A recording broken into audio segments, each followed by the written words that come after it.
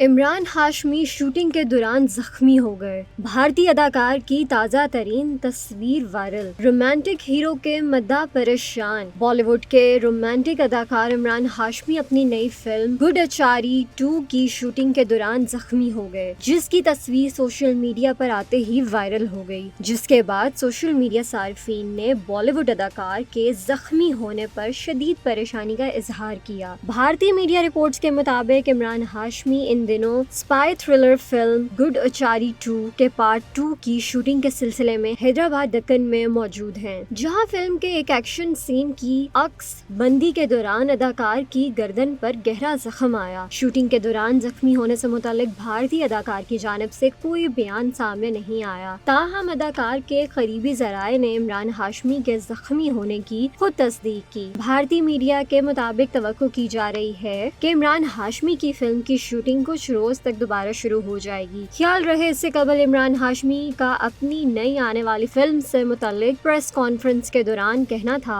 कि फिल्म की कहानी दिलचस्प थी, जिसने मुझे स्पाई थ्रिलर फिल्म का हिस्सा बनने पर मजबूर किया। इमरान हाशमी का प्रेस कॉन्फ्रेंस के दौरान ये भी कहना था कि जासूस फिल्मों की लिस्ट में एक बड़ा इजाफा है। वाज़ेह रहे कि G2 अदेवी शेष की ब्लॉकबस्टर फिल्म गुडचारी का दूसरा सीक्वल है।